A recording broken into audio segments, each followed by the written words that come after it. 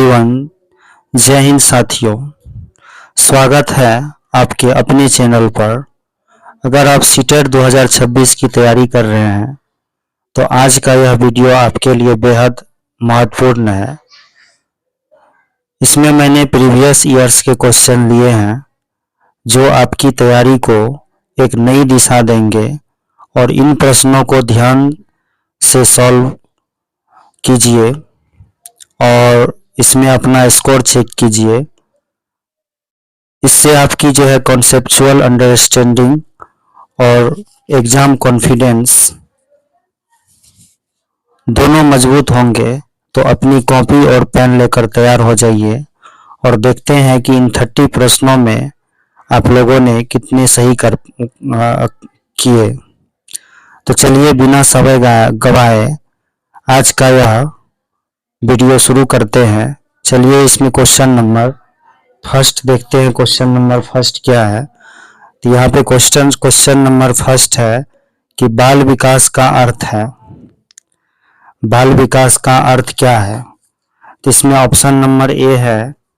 Option number A है केवल शारीरिक विकास, केवल मानसिक विकास, जन्म से मृत्यु तक होने वाले परिवर्तन का अध्ययन, केवल सामाजिक विकास। तो यहाँ पे ऑप्शन नंबर ए क्या हो जाएगा? गलत हो जाएगा।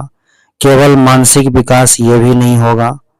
जन्म से मृत्यु तक होने वाले परिवर्तनों का अध्ययन जो है बाल विकास के रूप में किया जाता है। यहाँ पे डी ऑप्शन भी क्या हो जाएगा? गलत हो जाएगा। इसलिए यहाँ पे ऑप्शन नंबर क्या हो जाएगा? सी हो जाएगा। चलिए नेक्स्ट क्वेश्चन देखते हैं कि विकास के संबंध में निम्नलिखित में से कौन सा कथन सत्य है? ऑप्शन नंबर ए है विकास रुक रुक कर होता है।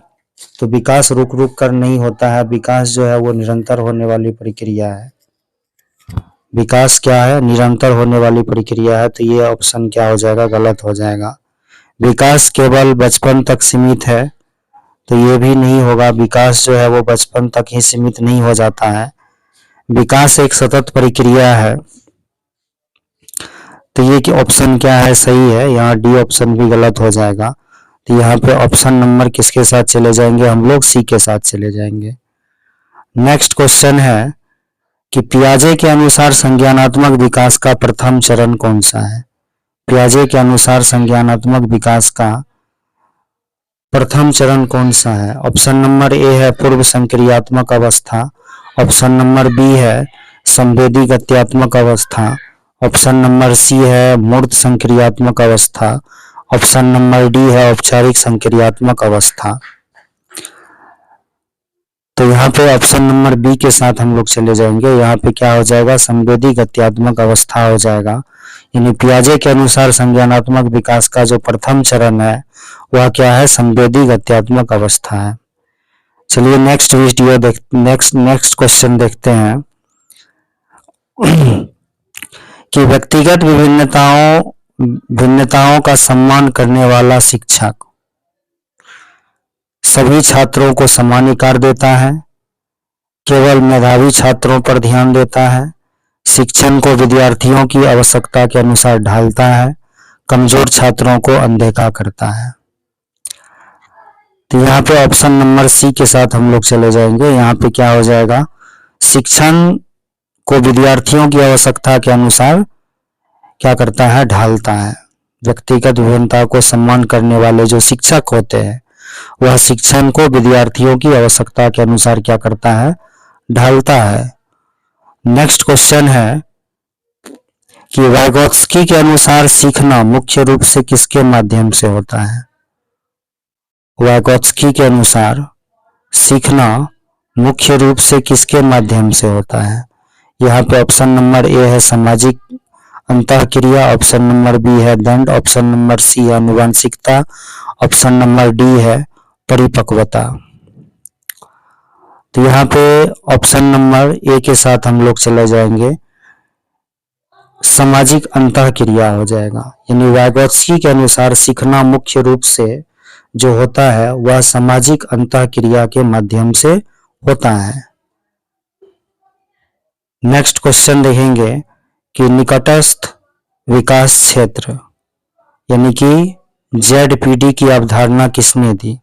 स्किनर, पियाजे, वाइगोत्स्की या कोहलबर्ग ने दी? तो यहाँ पे ऑप्शन नंबर सी के साथ चले जाएंगे। यहाँ पे क्या हो जाएगा? वाइगोत्स्की हो जाएगा। यानी निकटस्थ विकास क्षेत्र की अवधारणा जो है वो वाइगोत्स्की ने दिया था। नेक्स्ट क्वेश्चन है कि अधिगम को प्रभावित करने वाला महत्वपूर्ण कारक कौन सा है? अधिगम को प्रभावित करने वाला महत्वपूर्ण कारक कौन सा है? अभिप्रेरणा, ऊंचाई, वजन या लिंग? तो यहाँ पे ऑप्शन नंबर ए के साथ चले जाएंगे। यहाँ पे क्या हो जाएगा? अभिप्रेरणा हो जाएगा। चलिए नेक्स्ट क्वेश्चन देखते हैं कि स्किनर का सिद्धांत किससे संबंधित है? स्किनर का सिद्धांत किससे संबंधित है? शास्त्रीय अनुबंधन से, क्रियात्मक अनुबंधन से, अंतर्दृष्टि अधिगम से, संज्ञानात्मक विकास से? तो यहाँ पे अब हम लोग जो है ऑप्शन नंबर बी के साथ चले जाएंगे। यहाँ पे क्या हो जाएगा? क्रियात्मक अनुबंधन हो जाएगा। यानी कि जो स्किनर का सिद्धांत है वो क्रियात्मक अनुबंधन से संबंधित है। नेक्स्ट क्वेश्चन है समावेशी शिक्षा का मुख्य उद्देश्य है। समावेशी शिक्षा का मुख्य उद्देश्य है केवल दिव्यांग बच्चों को पढ़ाना, प्रतिभाशाली बच्चों को अलग पढ़ाना, सभी बच्चों को साथ सीखने का अवसर देना, विशेष विद्यालयों को बढ़ावा देना। तो यहाँ पे हम लोग चले जाएंगे ऑप्शन नंबर सी के साथ। यानी कि यहाँ पे क्या हो जाएगा कि सभी बच्चों को साथ सीखने का अवसर देना ही क्या कहलाता है? समावेशी शिक्षा कहलाता है। यानी कि सभी तरह के बच्चे, चाहे वो किसी भी स्तर के बच्चे हो, सभी बच्चों को एक साथ एक ही छत के नीचे पढ़ाना जो है वह क्या कहलाता है? समावेशी शिक्षा कहलाता है। वीडियो को अंत तक देखें और हमारे चैनल पर बने रहने के लिए हमारे चैनल को सब्सक्राइब करें, वीडियो को लाइक करें और शेयर करें। चलिए नेक्स्ट क्वेश्चन देखते हैं क्या है। कोहलबर्ग का सिद्धांत किससे संबंधित है? नैतिक विकास, भाषा विकास, शारीरिक विकास या रचनात्मकता? तो यहाँ पे ऑप्शन नंबर ए के साथ चले जाएंगे। कोहलबर्ग ने जो है नैतिक विकास का सिद्धांत दिया था। नेक्स्ट क्वेश्चन देखते हैं क्या है कि थॉर्नडाइक ने अधिगम का कौन सा नियम दिया? थॉर्नडाइक ने अधिगम का कौन सा नियम दिया? सन्निकटन नियम, तत्परता का नियम, पुनर्बलन का नियम, अनुकरण का नियम? तो यहाँ पे हम लोग ऑप्शन नंबर बी के साथ चले जाएंगे। यानी कि क्या दिया उसने? तत्परता का नियम दिया। थॉर्नडाइक ने अधिगम का तत्परता का नियम दिया। नेक्स्ट क्वेश्चन है बहुबुद्धि सिद्धांत किसने प्रतिपादित किया? बहुबुद्धि सिद्धांत किसने प्रतिपादित किया? गार्डनर, स्पीयरमैन, बीने या थर्स्टन ने? तो यहाँ पे ऑप्शन नंबर ए के साथ चले जाएंगे। यहाँ पे क्या हो जाएगा? गार्डनर हो जाएगा। नेक्स्ट क्वेश्चन है बुद्धि परीक्षण का विकास किसने किया? स्किनर, पियाजे, बीने, कोहलर? तो यहाँ पे हम लोग ऑप्शन नंबर सी के साथ चले जाएंगे। यानी बीने। क्या हो जाएगा? बीने। बीने ने जो है बुद्धि परीक्षण का विकास किया। यानी बीने कहता है बुद्धि परीक्षण का विकास किसने किया? बीने ने किया। नेक्स्ट क्वेश्चन है सीखने का स्थानांतरण तब होता है जब? सीखने का स्थानांतरण तब होता है जब पुराना ज्ञान नए ज्ञान को प्रभावित करता है, छात्र पढ़ाई छोड़ देता है, परीक्षा में असफल हो जाता है, नई जानकारी भूल जाता है। यहाँ पे ये तीनों ऑप्शंस जो है गलत हैं और ऑप्शन नंबर ए ही केवल क्या है? सही है। तो यहाँ पे ऑप्शन नंबर ए के साथ हम लोग चले जाएंगे। नेक्स्ट क्वेश्चन है कि बालक केंद्रित शिक्षा में शिक्षक की भूमिका होती है नियंत्रक की, व्याख्याता की, मार्गदर्शक की, निरीक्षक की? तो यहाँ पे हम लोग ऑप्शन नंबर सी के साथ चले जाएंगे। यहाँ पे क्या हो जाएगा? मार्गदर्शक हो जाएगा। नेक्स्ट क्वेश्चन है, सीखने का सामाजिक सिद्धांत किसने दिया? सीखने का सामाजिक सिद्धांत किसने दिया? बंडूरा ने, स्किनर, गैसल या ब्रूनर ने दिया? तो यहाँ पे हम लोग ऑप्शन नंबर ए के साथ चले जाएंगे। क्या हो जाएगा? बंडूरा हो जाएगा। नेक्स्ट क्वेश्चन है कि अनुकरण द्वारा सीखना किस सिद्धांत से संबंधित है? अनुकरण द्वारा सीखना किस सिद्धांत से संबंधित है? सामाजिक अधिगम सिद्धांत, अंतर्दृष्टि सिद्धांत, परिपक्वता सिद्धांत, शास्त्रीय अनुबंधन? तो यहाँ पे हम लोग ऑप्शन नंबर ए के साथ चले जाएंगे, यानी कि अनुकरण द्वारा सीखना जो है वह सामाजिक अधिगम सिद्धांत से संबंधित है। नेक्स्ट क्वेश्चन है कि पियाजे के अनुसार 7 से 11 वर्ष की आयु किस अवस्था में आती है? संवेदी गत्यात्मक, पूर्व संक्रियात्मक, मूर्त संक्रियात्मक, औपचारिक संक्रियात्मक?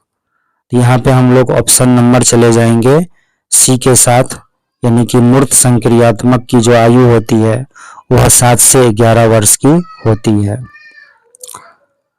वीडियो को अंत तक देखें क्योंकि यह वीडियो जो है काफ़ी इम्पोर्टेंट है और इससे जो है प्रश्न आने की संभावना जो है 100% बनती है। इसलिए हमारे चैनल पे बने रहने के लिए जो है हमारे वीडियो को सब्सक्राइब करें, जिससे आपको रेगुलर जो है हमारा वीडियो मिलते रहे। चलिए अगला क्वेश्चन देखते हैं कि सीखने के लिए सबसे उपयुक्त वातावरण कौन सा है? भयमुक्त वातावरण होना चाहिए या सहयोगात्मक, दंडात्मक या तनावपूर्ण होना चाहिए? तो यहाँ पे ऑप्शन नंबर हम लोग चले जाएंगे किसके साथ? बी के साथ चले जाएंगे। यहाँ पे क्या हो जाएगा? सहयोगात्मक हो जाएगा। चलिए नेक्स्ट क्वेश्चन है कि रचनावादी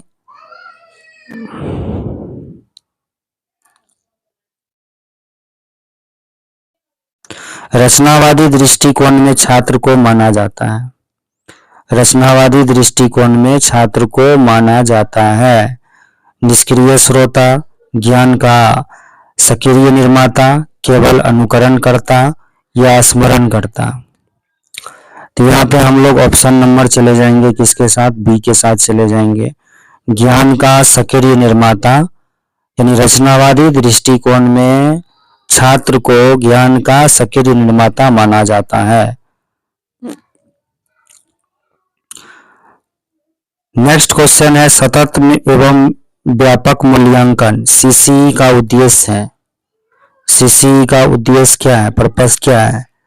केवल वार्षिक परीक्षा लेना, केवल अंक देना, सीखने की प्रक्रिया का निरंतर मूल्यांकन करना, केवल लिखित परीक्षा लेना? तो यहाँ पे हम लोग ऑप्शन नंबर सी के साथ चले जाएंगे। क्या हो जाएगा? सीखने की प्रक्रिया का निरंतर मूल्यांकन करना। नेक्स्ट क्वेश्चन है, अधिगम में पुनर्वलन की अवधारणा किससे संबंधित है? स्किनर, कोहलबर्ग, ब्रूनर या गार्डनर? यहाँ पे हम लोग ऑप्शन नंबर ए के साथ चले जाएंगे। यहाँ पे क्या हो जाएगा? स्किनर हो जाएगा, यानी अधिगम में पुनर्वलन की अवधारणा जो है वो स्किनर से संबंधित है। नेक्स्ट क्वेश्चन है, विकास का सिद्धांत, विकास का कौन सा सिद्धांत कहता है कि विकास सिर से पैर की ओर होता है? निकट दूर सिद्धांत, मस्तकोधमुखी सिद्धांत, सामान्य से विशिष्ट सिद्धांत, निरंतरता सिद्धांत? तो इसमें हम लोग ऑप्शन नंबर चले जाएंगे किसके साथ? बी के साथ चले जाएंगे। यहाँ पे क्या हो जाएगा? मस्तकोधमुखी सिद्धांत, मस्तकोधमुखी सिद्धांत के हो जाएगा। यानी विकास का जो है मस्तकोधमुखी सिद्धांत ये कहता है कि विकास जो है वो सिर से पैर की ओर होता है। नेक्स्ट क्वेश्चन है कि बच्चों में रचनात्मक को बढ़ावा देने के लिए शिक्षक को, बच्चों में रचनात्मकता को बढ़ावा देने के लिए शिक्षक को रटने पर बल देना चाहिए, केवल सही उत्तर स्वीकार करना चाहिए, खुले प्रश्न पूछने चाहिए, दंड देना चाहिए? यहाँ पे हम लोग ऑप्शन नंबर चले जाएंगे किसके साथ? सी के चले जाएंगे। सी के साथ चले जाएंगे, यानी खुले प्रश्न पूछने चाहिए। यानी बच्चों में रचनात्मकता को बढ़ावा देने के लिए शिक्षक को क्या करना चाहिए? खुले प्रश्न पूछना चाहिए। वीडियो के अंत तक बने रहे, क्योंकि यह वीडियो जो है काफ़ी ही इम्पोर्टेंट है, और हमारे चैनल पर बने रहने के लिए हमारे चैनल को सब्सक्राइब करना ना भूलें। चलिए नेक्स्ट क्वेश्चन देखते हैं क्या है। यह नेक्स्ट क्वेश्चन है कि सीखने में रुचि बढ़ाने का सर्वोत्तम उपाय है। सीखने में रुचि बढ़ाने का सर्वोत्तम उपाय है दंड, आलोचना, प्रेरणा या तुलना। तो यहाँ पे हम लोग चले जाएंगे, यहाँ पे ऑप्शन नंबर हम लोग चले जाएंगे सी के साथ। इसके साथ ऑप्शन नंबर यहाँ पे हम लोग सी के साथ चले जाएंगे। नेक्स्ट क्वेश्चन है कि आईक्यू का सूत्र किसने दिया? नेक्स्ट क्वेश्चन है आईक्यू का सूत्र किसने दिया? आईक्यू का सूत्र किसने दिया? टर्मैन, बीने, गार्डनर, ब्रूनर।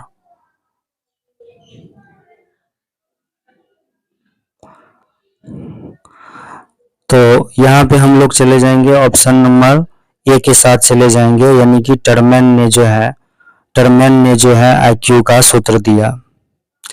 नेक्स्ट क्वेश्चन है कि स्मृति को अस्थायी बनाने के लिए क्या आवश्यक है? स्मृति को अस्थायी बनाने के लिए क्या आवश्यक है? पुनरावृत्ति, दंड, आलोचना या तुलना। यहाँ पे ऑप्शन नंबर ए के साथ हम लोग चले जाएंगे, यानी कि क्या हो जाएगा? पुनरावृत्ति हो जाएगा। यानी स्मृति को अस्थायी बनाने के लिए क्या आवश्यक है? पुनरावृत्ति आवश्यक है। यदि हम लोग किसी चीज को बार बार देखते हैं तो वो रिवीजन में रहता है और उसको हम लोग भूल नहीं पाते, वही क्या होता है? पुनरावृत्ति कहलाती है। नेक्स्ट क्वेश्चन है कि प्रभावी शिक्षण की पहचान क्या है? प्रभावी शिक्षण की पहचान क्या है? रटना, सहभागिता, दंड या भय। तो यहाँ पे ऑप्शन नंबर हम लोग बी के साथ चले जाएंगे, सहभागिता हो जाएगा। यानी प्रभावी शिक्षण जो है सहभागिता से संभव है। नेक्स्ट क्वेश्चन है क्वेश्चन नंबर 29 कि बाल विकास के अध्ययन का मुख्य उद्देश्य क्या है? बालकों को नियंत्रित करना, बच्चों को समझाना, परीक्षा लेना, अनुशासन लागू करना। तो यहाँ पे हम लोग ऑप्शन नंबर बी के साथ चले जाएंगे। तो यहाँ पे क्या हो जाएगा? बच्चों को समझना। बाल विकास के अध्ययन का मुख्य उद्देश्य ही होता है बच्चों को समझना। अगर आप बच्चों को समझ जाते हैं तो बच्चे आपसे सीखेंगे। चलिए नेक्स्ट एंड लास्ट क्वेश्चन देखते हैं कि सीटेट में सीडीपी का मुख्य फोकस किस पर होता है? बाल विकास एवं अधिगम, इतिहास, भूगोल या सामान्य विज्ञान। तो यहाँ पे हम लोग ऑप्शन नंबर ए के साथ चले जाएंगे। Thank you for watching this video. ऐसे ही और वीडियो देखने के लिए हमारे चैनल को सब्सक्राइब जरूर करें। Thank you. Have a good day.